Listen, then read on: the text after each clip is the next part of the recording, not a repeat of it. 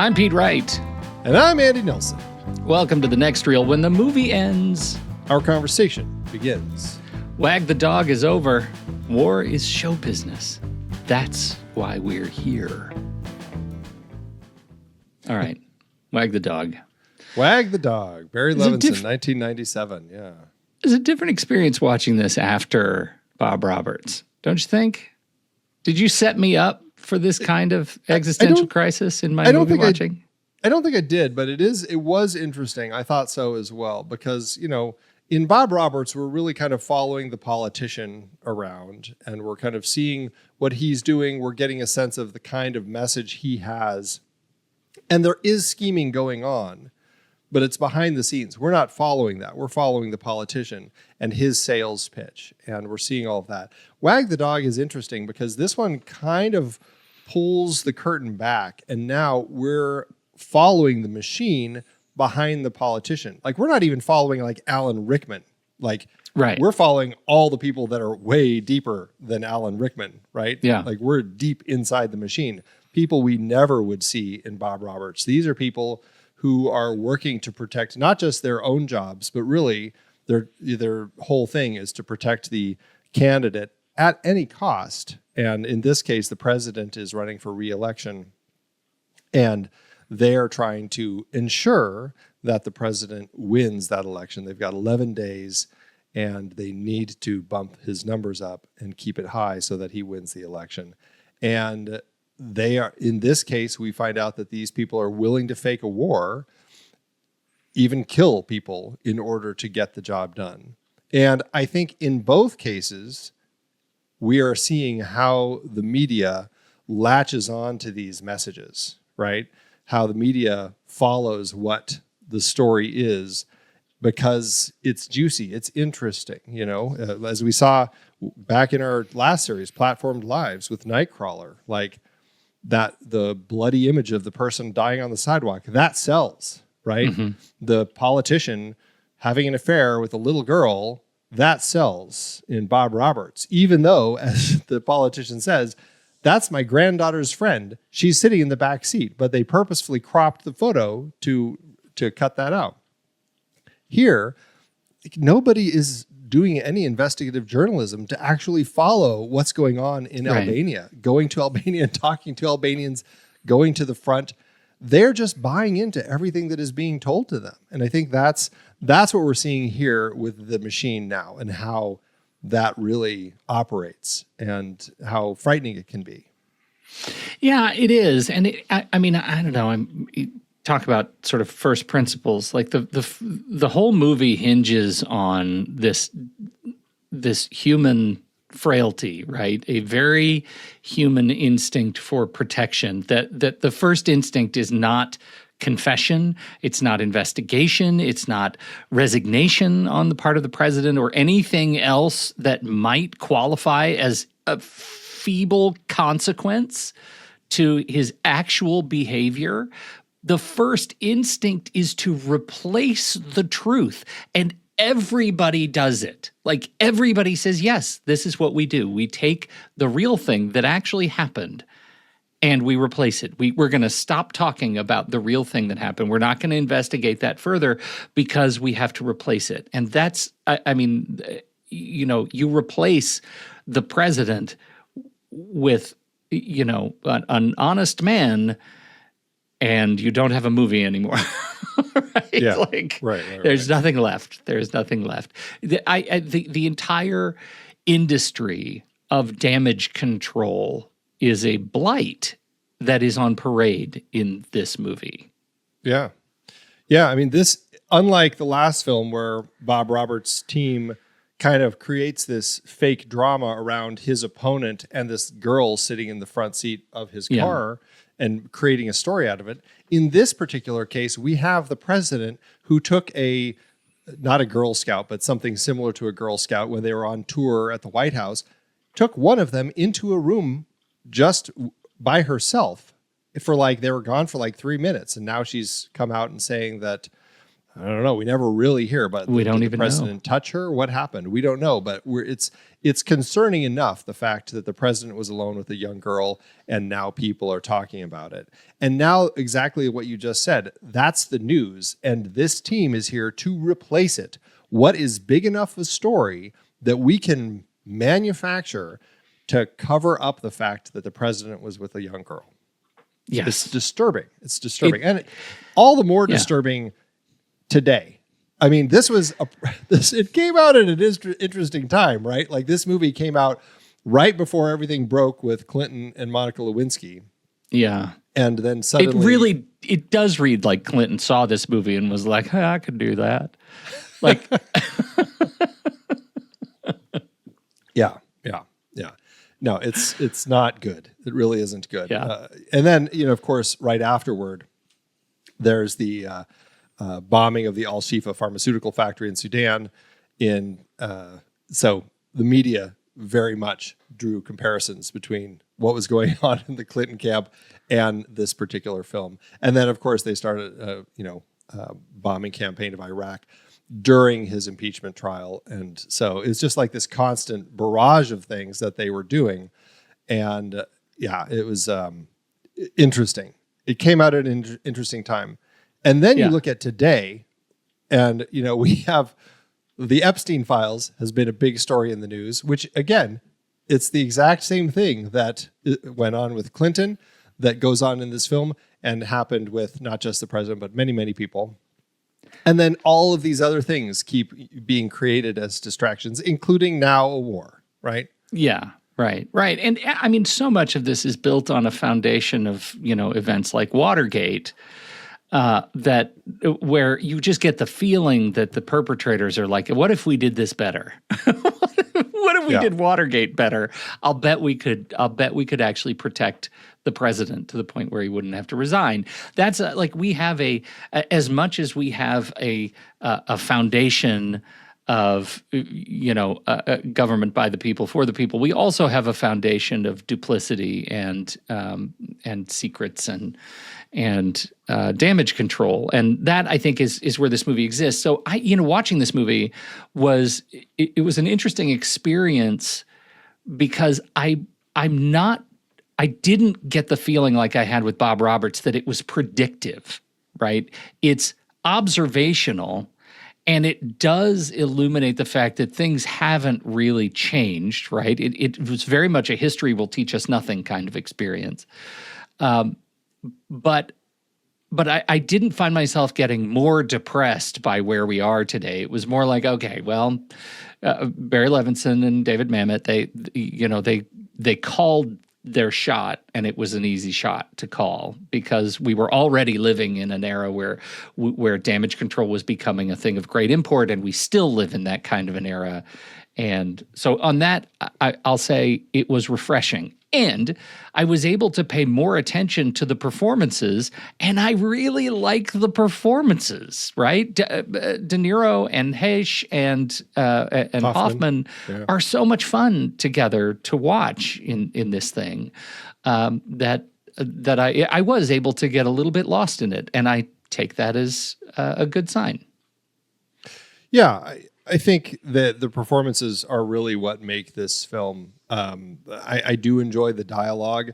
If there's anything that I struggled with more with this film, it was actually the fact that the war gets faked. Like, I found so much more to struggle with in this film, with all of the machinations that they were actually performing to kind of create all of this, and just thinking realistically about like every single person that De Niro and Heche and their camp are going to have to like sign these essentially like non-disclosure agreements with a death threat at the other end. It's not that we're just going to sue you. It's basically like, you're done. We're killing you if Kirsten Dunst ever tells like anyone that she was this girl, which again, I struggle with that, because it's like, she's an actress working in Hollywood, and I know she's just getting her start, but it's like, at some point, people are going to notice that there's a similarity between her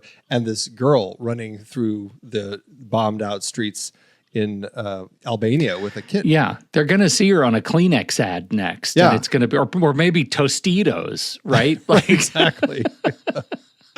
And so then that becomes my problem. And I think it's interesting because the original book that this was based on, Larry Beinhardt's American Hero, speculated that Operation Desert Storm was scripted and choreographed just to get the Bush Sr. reelected for his second term. That's a real war. Again, Clinton, there were real actions that the Clinton camp took in order to, well, we don't know, but in order to, let's just say, cover up the kind of push the Lewinsky scandal aside. Same thing with now. And so my biggest struggle now with the film is the fact that they're trying to fake all of this, as opposed to just saying, who can we bomb? Let's just get something going. They've been pissing us off lately. We're going to start a real thing in order to actually get the story of the president and the young girl out of the news. do you think, though, that becomes less satire? Like, part of the satire for me is the fact that they think it's going to be okay to fake the Albanian war. Like, that to me is what's funny, that these people think it's possible to completely bamboozle the public with a fake war, and that they think they have the control and the authority. And then what's the hat on a hat is that it works to a great degree, that they are able to do it with a fake war. Like, that's the funny part for me. If it was a real war, it would be sad. It would be deeply dissociating. Well, and perhaps, and this is interesting, perhaps that would end up being more in the Bob Roberts camp for you, where you watch it and go, it's so much more depressing now. Yes. As opposed to now you're going, okay, it's really funny. And I mean, to your point, I agree. Like, one of the things that makes the movie work for me so well is Dustin Hoffman's character, this Robert Evans-esque Hollywood producer who is brought in to essentially create this war. He's the one who's putting together all the footage of Kirsten Dunst running through the rubble, right, and getting Willie Nelson to write all of these anthemic songs that are going to inspire the public, that are very We Are the World types of things, and Old Shoe and all these sorts of things. And that's the producer side of it that I think is what makes it more fun. And I think that's where I sit, is I struggle because I'm on a line. I struggle with how they're faking all of this, and the fact that everybody just buys into it and nobody's questioning any of it. It's the satire is pushing to a point where I suddenly stop believing it. But I like the other side of it so much, and that's the line I'm on. Well, and I think we have a similar line portrayed differently. When the movie stops working for me is when they reveal Shoe. The reveal of Woody Harrelson coming on this plane after having all the buildup in the world, right? He shows up and he is playing a character who is clearly ill, right? And mentally ill. Yeah. And he's incarcerated, and he becomes a vector of lampoon for the movie. We're making fun of him because their plan is falling apart. And I think it breaks the natural parallelism that has been building in the film and the intensity of the parallelism. It starts with the fact that we never meet the president. We never actually see the president. And for me, what works about the Shoe line is that they're able to build so much intensity without ever meeting Shoe. I think that parallel is the movie. That's where it exists, that they're able to manufacture a hero that we never see. That would have been fantastic. But instead, we get a character that is being played as a joke. He ends up attempting to rape a woman at a gas station and being shot by the woman's husband. They make that a joke. And then we have the incredible hard U-turn on behalf of Motss in the very last 5 yards of this movie, where he decides he wants credit and has to be taken away and killed. I think that is a horrible decision for the movie. The better decision for his character is to have him say, this is the greatest thing I ever did, and I am more proud of this than anything I've ever done, even though I don't get credit, because that pride is built on a house of crap.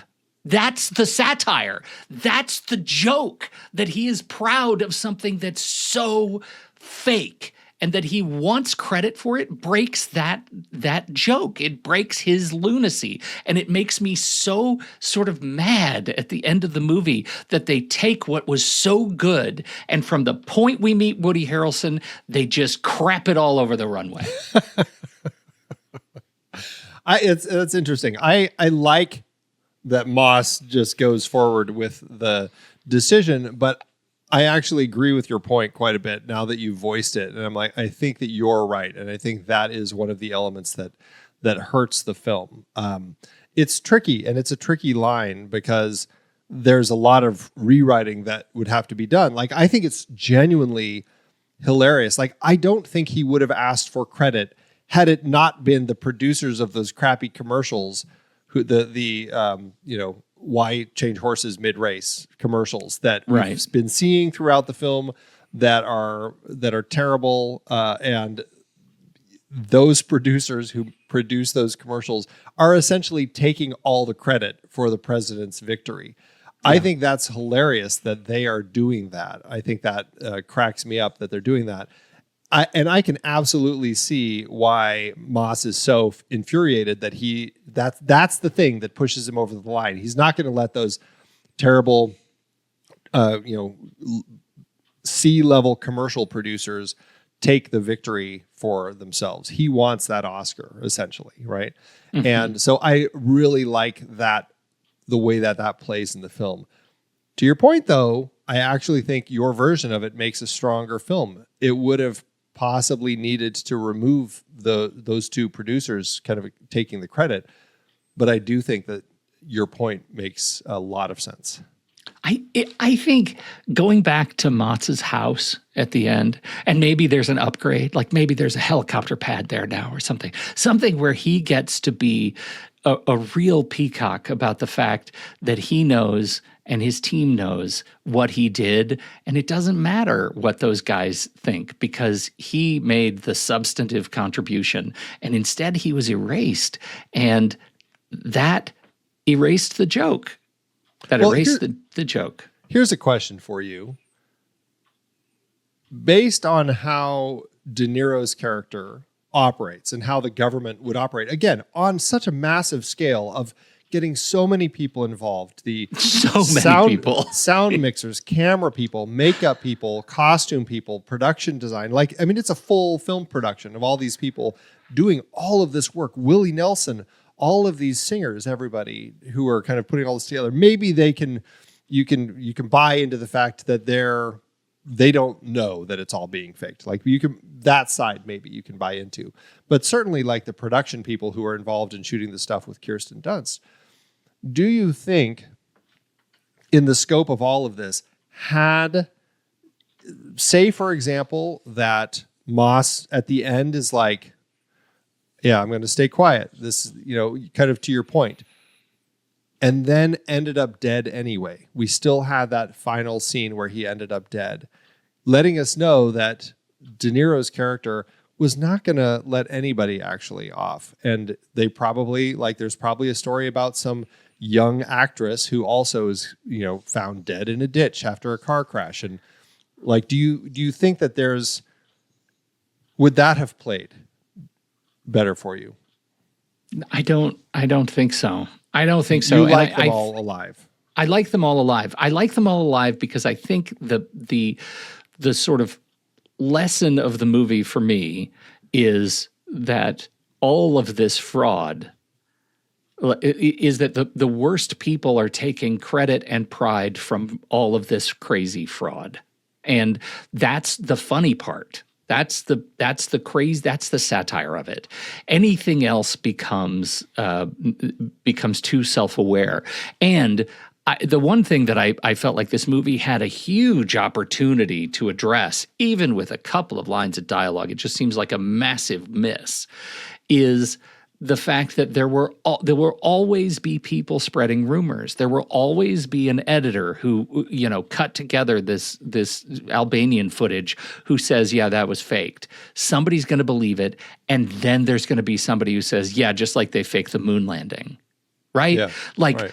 to sow disbelief in the process as they were doing it or shortly thereafter is again central to a movie like this that I felt like was missing.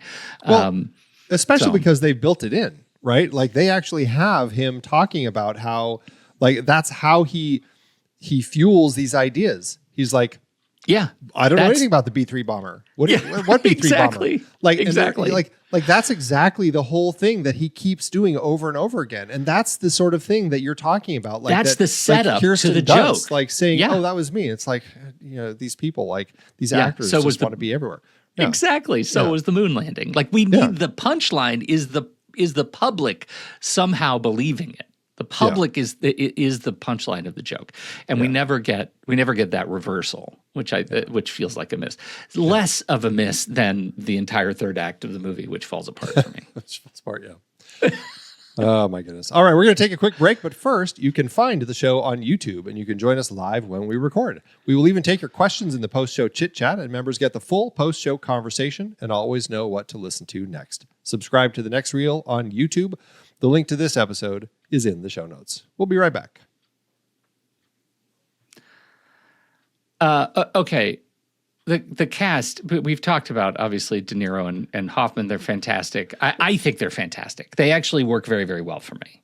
Yes? Oh, I think they are spot on perfect in their roles. And I think it speaks to the fact that De Niro was on, this was a project that he was behind and produced with Barry Levinson and Jane Rosenthal. Like he was really pushing to get this project made. I think that speaks to his desire to tell this story. And I think that he works well in the quieter role, right? Like he's not as big and bombastic as Dustin Hoffman, who is just so good. He said he took a lot of cues from his own father and from Robert Evans. And to the point where Robert Evans said, I was great in that movie. Good old Robert Evans. No surprise that was his reaction. That's outstanding. Yeah. I think you add to that the Anne Heche of it all, and it makes a lovely little trio. I think these folks together work very, very well. I think that Winifred Ames, first of all, what a great name, and as presidential advisor, and she's always either just maybe a half step ahead or 2 or 3 steps behind. Like she's never quite present. I love Dennis Leary in this movie. I really do. I think he is great. They call him the Fad King as the trend consultant. Yeah. And he's great. And he wears this weird trench coat, and he's kind of out of a goth Sergeant Pepper. And I think he's wonderful. And Andrea Martin, I don't know that we get enough Andrea Martin. I think she's always just sort of in the sidelines trying to solve some copy line, but she's wonderful. And, of course, Willie Nelson as Johnny Dean, the songwriter who just wants to go get high. Pretty much. Yeah, pretty much.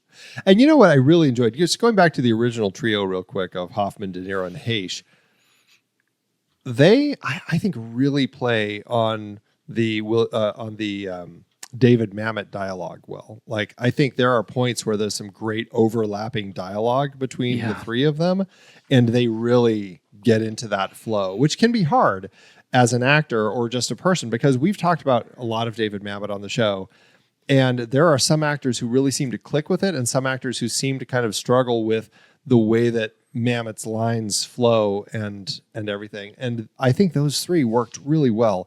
Although it's funny because William H. Macy, who plays the CIA agent in the film, he's got a scene where they pull over De Niro and Heche, and they take them into a diner to have this conversation with them about, hey, we know that this is all faked and all this sort of stuff. William H. Macy said that Robert De Niro did not have his lines down, just kind of like had kind of loose and was just kind of like spitballing and just kind of like just ad-libbing stuff. William H. Macy, who again we've talked about because he's been in a number of David Mamet movies is one of the kind of the core people that seems to have really kind of tapped into Mamet and all of his work. He said it was frustrating for him as somebody who's worked with Mamet because he's like, the Mamet dialogue was so much better than all the little random ad libs that De Niro was doing. I love that. Yeah, I thought that was pretty funny. But yeah, that's really good. Yeah. And it makes me want to just reverse a little bit of my fondness of Robert De Niro as somebody who can deliver Mamet if he's not delivering Mamet. Yeah. And still, I think you're right. I don't think anybody in here stumbles over Mamet, and it makes me wonder if Mamet was softening the dialogue a little bit as one of the sort of extreme auteur dialogists working in Hollywood. This movie felt softer to me in his approach. I wonder, because I mean, initially it was Hilary Henkin who adapted Larry Beinhardt's novel into this script. David Mamet, once Levinson was attached to direct the film, he brought on Mamet to rewrite her script. And then, because he'd worked with him before, and he told the studio he wanted Mamet to have sole credit. Of course, this is what happens. The Writers Guild gets involved, and they go through the whole script, and they said, nope, Hilary Henkin's script, there's enough of the original screenplay that's still in there that she should have first position credit. Mamet can have second position credit. And her screenplay structure, a lot of the story and dialogue came from her. And Levinson actually threatened to quit the Writers Guild. He didn't end up doing that because he said Mamet wrote all of the dialogue. And so it was quite a debacle. And he said he created the characters of Motss and Old Shoe, and originated most of the scenes set in Hollywood and everything in Nashville. And so he was very frustrated with the fact that Mamet wasn't getting sole credit. But so I don't know. I've not seen any of the versions. I am curious though, based on what you just said, if some of that is because of Hilary Henkin's work on this, and some of the stuff that you might find not as strong or a little softer could have come from her instead of Mamet. That does make sense. It does make sense. And saying that as an unabashed fan of David Mamet's dialogue. Like I really love David Mamet's dialogue. I feel like I can see the fingerprint, and it's here in this movie for sure. But it does seem softer, and it felt to me like actor friendly. But maybe it's just him, leaning on Hilary's work. Yeah. Or it could be Robert De Niro ad-libbing it. It could be Robert De Niro just making it up. That's right. Going on vibes. All of these things could be true. Absolutely. The Levinson part. Yeah. So Levinson is one of the, fantastic comedy writers, performers, working with Tim Conway and Carol Burnett and Mel Brooks. And now he turns to major studio American film, Diner and Avalon and The Natural and Good Morning Vietnam. And this, how does this fit with some of those principal Levinson pieces? Like when you look at Rain Man and Bugsy, how does this fit? I mean, I think Levinson seems to be a person who's interested in character and the way that the characters interact and unfold and affect each other over the course of the story. And I think that's what we're largely getting here. And I think that was his draw with how this story is going to be told, and particularly with Bream. I keep forgetting De Niro's character. Conrad. Yeah, Breen. Conrad Breen, yeah. Yeah, how Breen makes these big decisions in order to kind of create these stories and get the president reelected, working with Ames, and then bringing Motss into the fold, and the way that these characters interact to kind of like create this big show, yet always with this subterfuge of this has to be a secret. This is like nothing here can ever be revealed to anybody. And I think that's what makes it interesting. And I think that's probably what I think is where Barry Levinson works the strongest. I really enjoy his character work. I mean, looking at some of those films you mentioned, like Diner and Rain Man, I mean, he is a director who understands actors and how they work together. And so I think that's the real strength of the story. Every word that you just said, I agree with. And I would also say for the 1999 pilot of The West Wing from Aaron Sorkin. This movie comes out in 1997. I cannot disassociate the two properties. The West Wing feels very much like the studio, NBC in this case, saying, hey, we could capitalize on the Levinson-ness and maybe we can find that with Sorkin. And this is our answer to, our small screen answer to Wag the Dog. Does that seem like a real fever dream? I think that's a great pathway to kind of look at that progression of how things went. You know, I think that fits. Yeah, because this is the thing that matters so much for Wag the Dog and why it's different than some of the other sort of presidential stories that we have is that it's a workplace like action drama. Yeah. Right? Yeah. And it's just like we're going to put a lot of fast talking people in a room together and roll a bunch of cameras and see what we capture. And I think that like Levinson's ability to capture rhythm of people on screen together is really good. And to have Heche and De Niro and Motss Hoffman, all solving problems together in real time, and Hoffman's constant optimism and his refrain. He has this beautiful refrain, which is, you think this is a problem. This isn't a problem. You should have seen it when we had XYZ. That was a problem. This we can solve. We can solve anything because he's a producer. Those kinds of sequences work so well in this movie. And I think that's one of the huge highlights in the gifts of Levinson, just going lean and making this a workplace thing.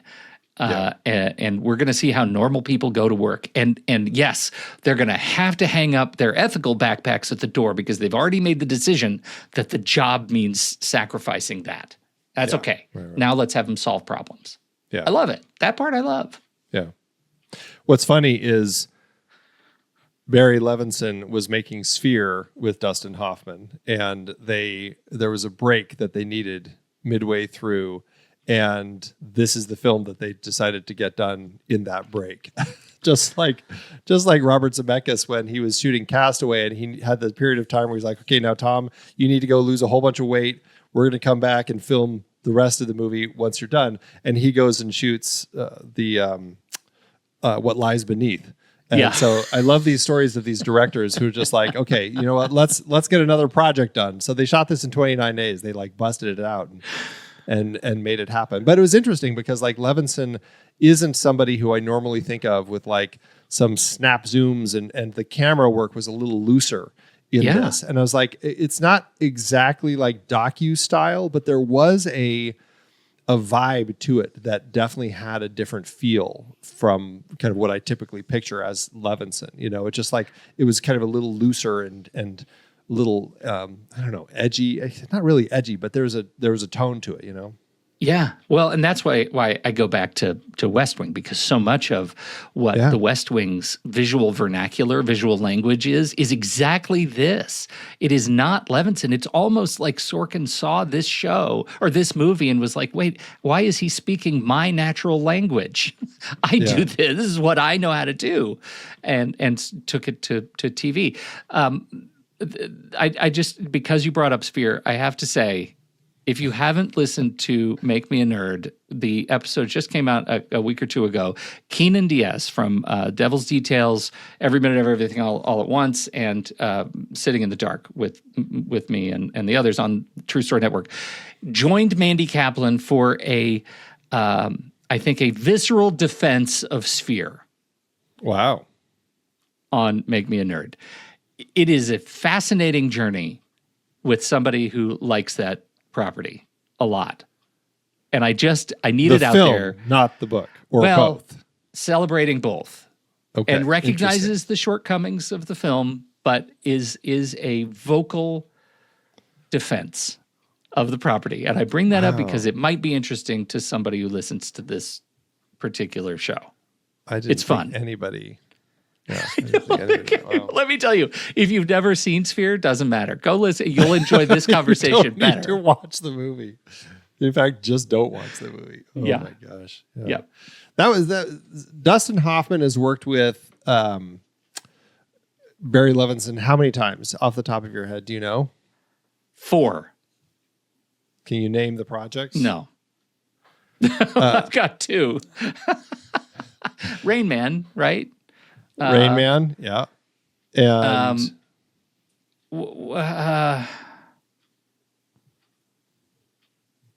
so I've got 3 then. Wait, was Hoffman in Sleepers? Hoffman was in Sleepers, I believe. So there's 4. That's where I've just run out without looking at a list. What else do you have? Let's see. Sphere, Sleepers, Rain Man, this, Tootsie, which he didn't direct. He didn't direct. You would never have guessed that because he did uncredited script rewrites. So it kind of is a little bit of a cheat. Oh, okay. So I will say you did a good job otherwise. That was 4 was a lucky guess because I did not have the movies. I just said the word. That sometimes my life is just saying things. Now here's a challenge for you. How many movies have Dustin Hoffman and Robert De Niro been in together? What?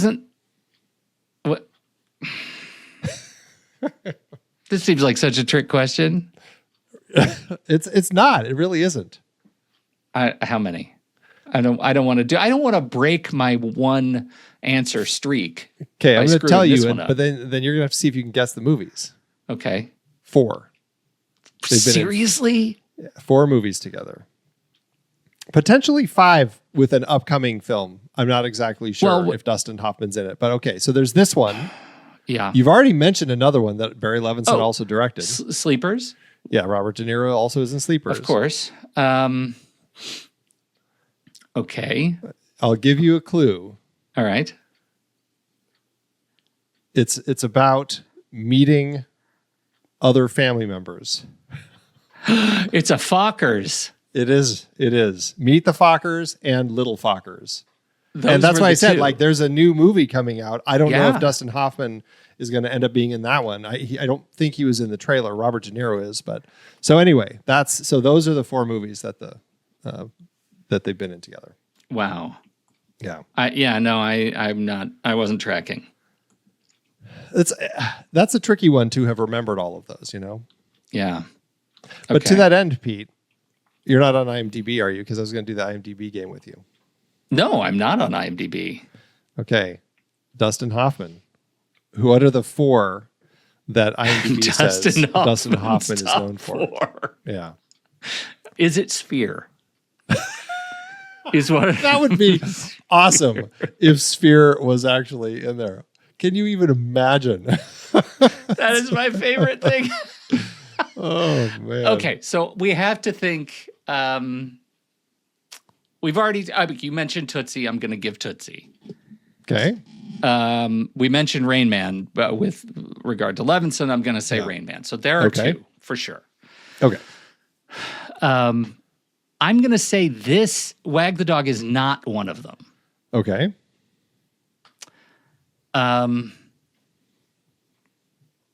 Okay. How about The Graduate? Mrs. Robinson. Okay. I'm going to say The Graduate. And what else, Andy? What else would he be in? He's been in 700 movies. Yeah, he's very busy actor. 93 projects that he's been in with one upcoming. So, yeah. Is it Kung Fu Panda? That would be awesome. Okay, we're just going to say that that's what you're going with. You actually did good. 3 out of 4. Tootsie, Rain Man, The Graduate. It's another one from the 60s. Everybody's talking about me. There you are. There I don't you know are. Midnight where Cowboy. they're saying. Yeah. Yes. There you go. Those are his top 4, which that's a great set. That's a great set. That's a great set. Can you do De Niro?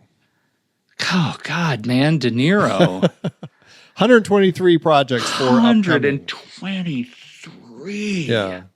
IMDb game with Robert De Niro. What does IMDb say are Robert De Niro's top 4? I'm going to say Taxi Driver. Probably a good one to pick. Okay. I'm going to say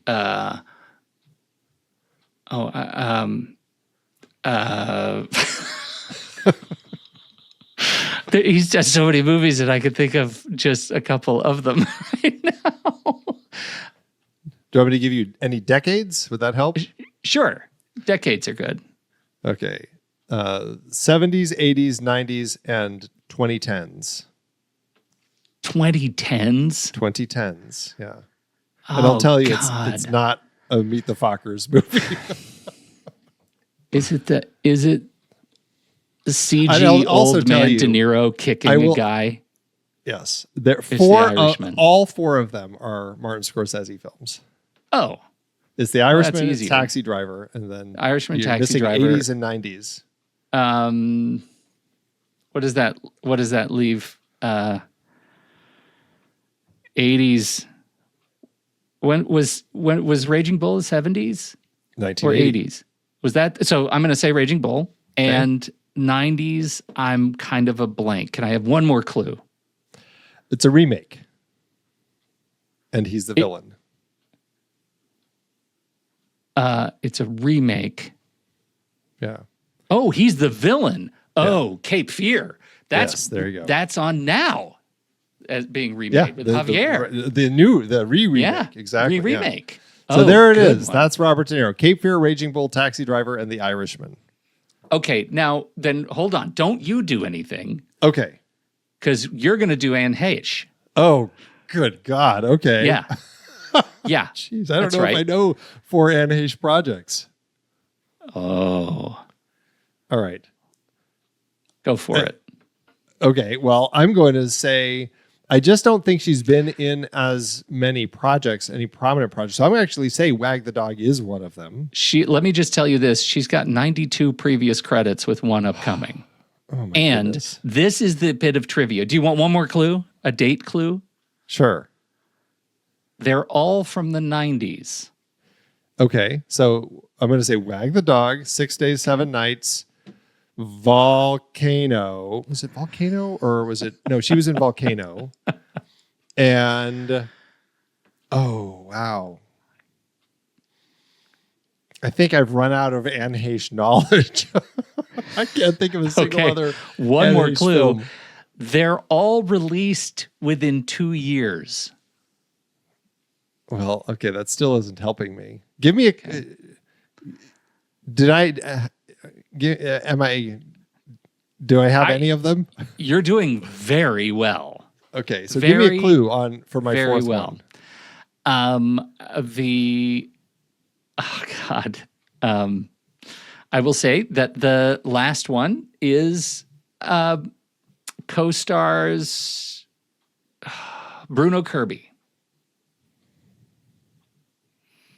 The Anne Heche Bruno Kirby vehicle that everyone was talking they're not about. They are mid to late 90s. Neither of them are central characters. This is a fun game. How about James Russo, Zelko Ivanek? Oh my God. Michael Madsen, Johnny Depp. Okay, Johnny Al Pacino. Depp. Mike Newell film. Yeah. You got it. What is it? I mean, it's called? There. Yeah, it's I'm totally blanking on the name of it. DB are the initials. Not Donnie Darko, Donnie Brasco. It's the other Donnie movie. Yes. DB, yes, Donnie Brasco. Yeah. That's right. 6 Days and 7 Nights is 1998. The other 3 are 1997, and you got them all. You got. Wow. I'm going to give you. It was the Anne Heche window. Like that was her window. Was the window. She was. Yep. Yeah, she was in everything at that time. Uh huh. Okay. Whew, that was a tough one. I know. That was really Give me hard. Woody Harrelson. Let me see if I can do Woody Harrelson. Oh, this will be really fun. Okay. This will be stand hard. by. Sergeant William Schumann, Woody Harrelson. What do you got? The old shoe. All right, I'm going to say, I think The People versus Larry Flint probably is one of them. Natural Born Killers seems like it would be one of them. That seems like a logical pick. The Messenger, was he nominated for an Oscar for The Messenger? I think he was, but I wonder if that would be in there. That's a tricky one. I'm going to say The Messenger. I don't know. Should I? Give me some hints. Years or something. Or 2000, the 2000s and the 2010s. Oh, gosh. So I'm guessing that the first two are probably good. The 2000s and 2010s with Woody Harrelson. Oh, I think Zombieland would probably be in the 2010s. I'm going to have to give you another clue. Your face told me I was wrong. I'm going to give you another clue because this is going to break you if I don't. One of the entries is not a feature film. Oh, well, okay. 2000s or 2010s. I don't know if I know of any Woody Harrelson TV. Oh, yeah, I do. True Detective. Yes, you do. Yeah, all right. True Detective. And the last is in the 2000s, and you love this movie. Oh, crap. Great. I love it. Well, it's in the 2000s, so it's not going to be one of the Hunger Games movies. And I wouldn't say that I totally love those, but he's not in that. It is a little strange. I'm going to tell you, you know how usually you go to the IMDb entry and you see the director, you see the writers, you see the stars, right? In the little list. Woody Harrelson's name is not in any of those credits. Yeah. Okay. So he's supporting. God. Any other clues? Director or something? Director's going to give it away. Let me give you one more. Oh, how about this? Cormac McCarthy. Oh, which Cormac McCarthy was he in? It's not The Road. Oh, yeah. Duh. It's No Country for Old Men. No Country for Old Men.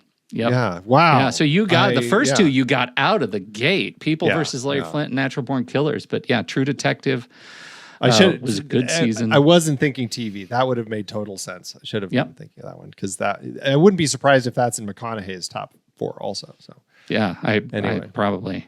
Yeah. Wow. All right. Well, IMDb Game's always fun, and it's a little bit of a challenge. So with some of these people, so that was an interesting one. Nice work. All right. Well, should we move into the back half? Let's do it. All right. We're going to take a quick break first. The next reel is a production. Oh no, that's your part. That's my part. Yeah. All right. Let's take a quick break. The next reel is a production of True Story FM, engineering by Andy Nelson, music by. Oh crap! Do you want me to record it later? Or do you have them? We'll record it later. I don't have them. Okay. Sequels and remakes, Andy. Are we going to get a sequel to Wag the Dog? Dog Wags Back. You know, just like last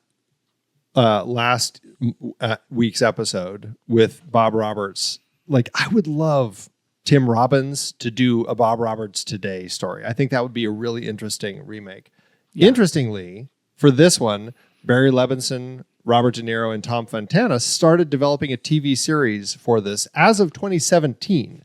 So almost a decade ago, they started developing a TV series for this that was going to be on HBO. That's the last that anyone heard of it. I don't know if I'm assuming by now. It's been almost a decade. I'm guessing that it's died, but it would be interesting. I think there's room for something like this, and I just wonder if I don't know. Maybe in today's politics, De Niro is that much less interested in jumping into that story. Who knows? You know, it's interesting that you say it that way. I was walking my dog this morning. I was listening to the Smart List podcast, and Tim Robbins was the guest, and they asked about Bob Roberts, and he said this an interesting way to put it. He said, I gave up. So I knew I needed to give up something as I was getting older, and now I'm 65, and I think what I gave up was disagreeing strongly with other people. Like, I just found myself enraged all the time, and I had to give that up and try some yoga because it just I wasn't healthy. And, interesting. And so you just sort of describe my sense of De Niro's participation in a revamp of this movie. I think what it's going to need is a new generation of filmmakers and writers telling a story in 7 years, let's say. Yeah. Let's get some distance from where we are today. Then we might have a retrospective or a perspective that will be compelling. I think even now would be interesting. You know, I'm curious to see what people have to say about these stories as they're happening. I think that those are always interesting. I mean, this happened as things were happening. Bob Roberts happened as things were happening. Even Bulworth to a certain extent. It'll be interesting, especially moving from this series into our next one, where we're looking at Iannucci and his satires that are also tapping into some of these things. Like, there's a filmmaker who's telling some more timely stories, you know, with like In the Loop, for example. So yeah.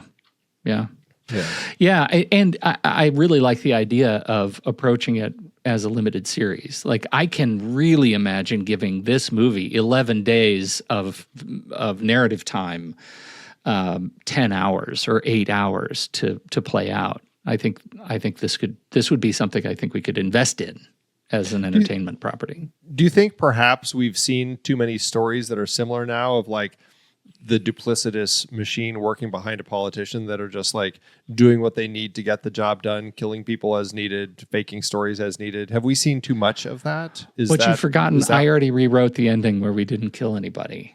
That's right. That was just a few minutes ago, Andy. You forgot. I just rewrote that. I changed history. You already did, right? I don't think we'll ever have seen enough of these kinds of things. You know, have we seen enough? Probably, but will we ever get enough? No. Yeah, there will always be room for more. Yep. How did it do at award season? It did okay for itself. It had 2 wins with 23 other nominations. Over at the Oscars, Dustin Hoffman was nominated for Best Actor, but lost to Jack Nicholson in As Good as It Gets. And it was nominated for Best Adapted Screenplay, but lost to LA Confidential. That's one, I mean, I'm happy LA Confidential won, but I would love to have seen the Oscar speech between Hillary and David. It would have been one of those very conflicted speeches of like, Hillary wants to do her speech, but David is pissed and he wants to do his speech because they both probably are mad at the other for getting any credit at all. It would have been fun. Anyway. BAFTAs, it was nominated also for Best Adapted Screenplay, but lost to Primary Colors, another political movie that came out that year that people have kind of forgotten about. Over at the Casting Society Artios Awards, it was nominated for Best Casting for a Feature Film Comedy, but lost to Boogie Nights. The Political Film Society, again, Pete, we talked about this with Bob Roberts last week, getting nominated for Democracy. This film likewise got nominated for Democracy, but lost to the film 4 Days in September. Last but not least, the 2020 awards back in 2018 looked back at this year, and they gave this 2 nominations for Best Adapted Screenplay, but lost to LA Confidential, and Best Score, Comedy or Musical, but lost to Men in Black. Actually, I have a question for you. What did you think of the score? Mark Knopfler did the music for this. And I liked it right up until the last track where Knopfler starts singing, and it kind of takes me out of the movie. I don't know why. But I'm a big Knopfler fan, so. I am too. Like, I mean, Princess Bride, I think, is gorgeous. But for this score, it was so casual that it gave the film no energy. And it just felt like a weirdly kind of lethargic, casual score that just, I don't know, it didn't fit. It didn't feel like behind the scenes, I didn't feel like anything tense at all. It was a strange score for me. I just felt it was misscored for the project. I didn't like the score at all with this movie. Oh, I'm sorry to hear that. I get a little misty-eyed when I think about some of the music, not the score. The sequence where Willie Nelson sits down to write Old Shoe with the producer in the studio, I think is just a very touching sequence. And so what's funny is I think about that when I think about the music long before I have a sense memory of the score. So maybe I'm just misremembering. You brought up another point that I actually thought was like a bridge too far for me, is where they fake this old recording. Like Willie Nelson's character sits down with this singer and they sing this old shoe song. They burn it to a record and they file it away in the Library of Congress. And they have one of their staff members who's sleeping with a reporter who kind of drops something. Don't you remember that old song? I feel like I've heard that song. And suddenly people go find this record and it becomes this thing. And I'm just like, these are the eye rolling moments for me. I'm like, come on. I have a hard time buying like that you guys are going to be able to Mandela effect the entire world that this song had been written and had been created. Like I struggle with that so much.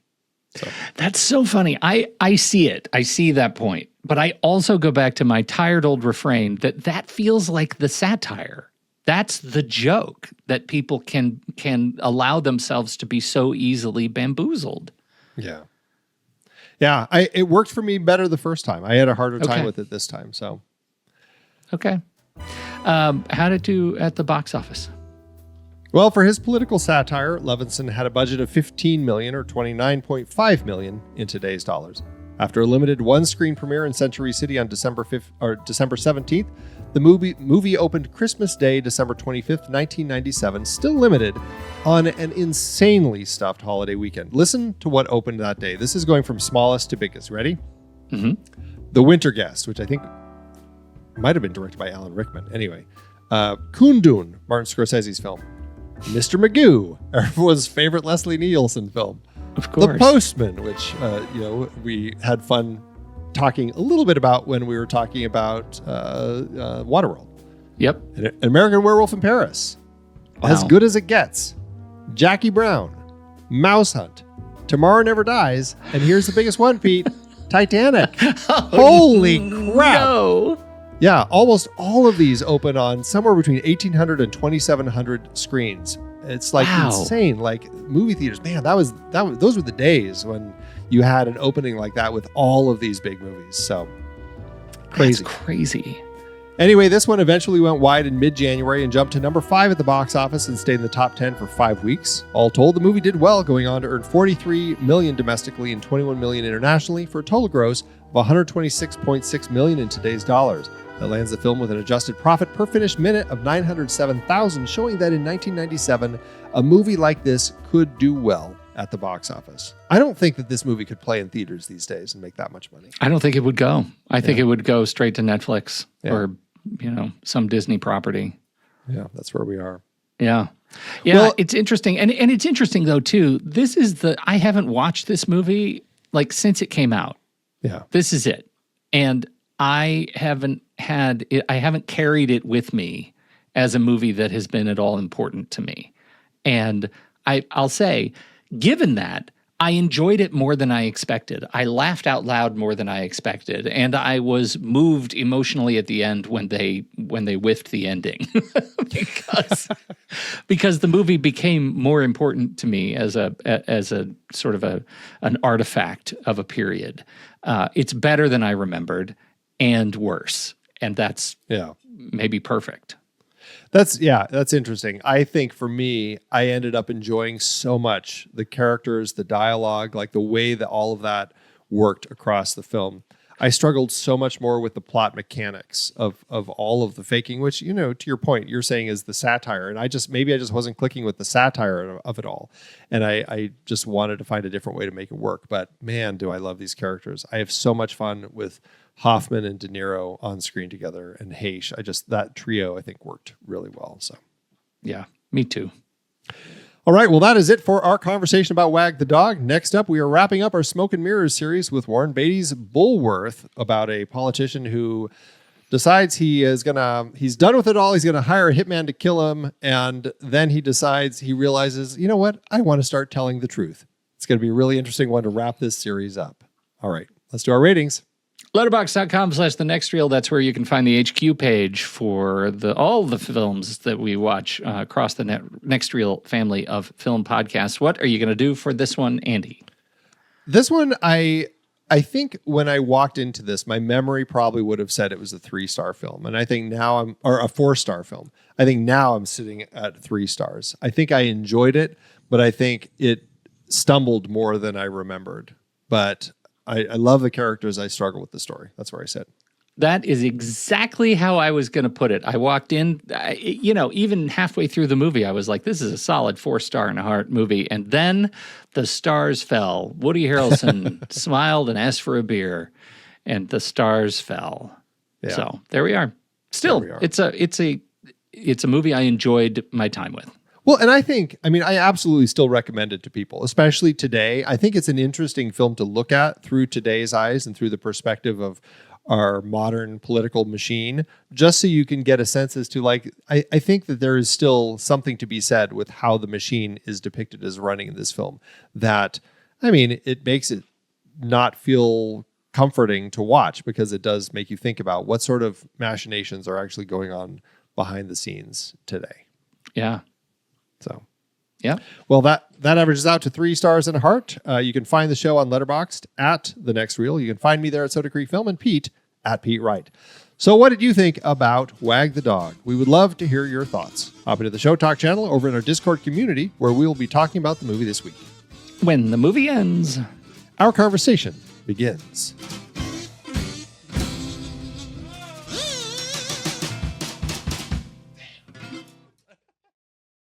Letterboxd giveth, Andrew. As Letterboxd always doeth.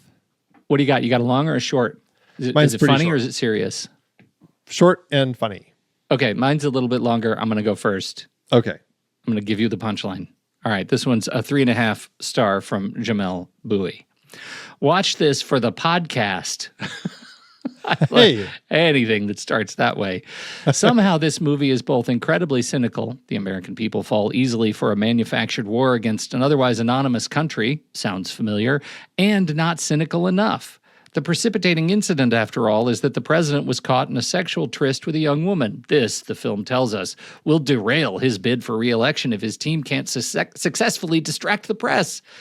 The eventual fate of Bill Clinton, he left office among the most popular presidents of the post-war era, seems to say this is nonsense. And from the vantage point of 2025, the idea that anyone would blink at a presidential affair is ludicrous. In the modern media cycle, the president's affair would have been resolved in 24 hours. No fake war necessary. I would bet legitimate money that this movie was a powerful influence on the Bush White House. Speaking of which, rest in piss, Dick Cheney. Wow. Well played, okay. Jamal.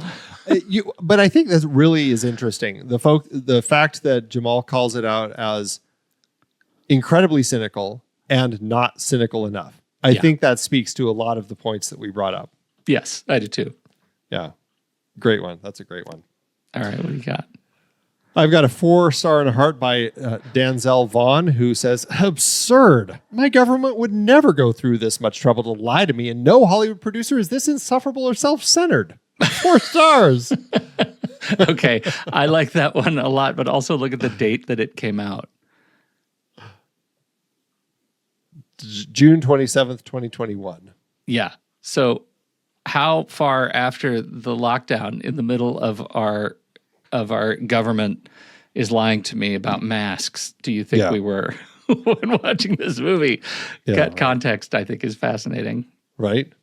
Oh my goodness. All right. Say your line. We've got. Oh, thanks, Letterboxd.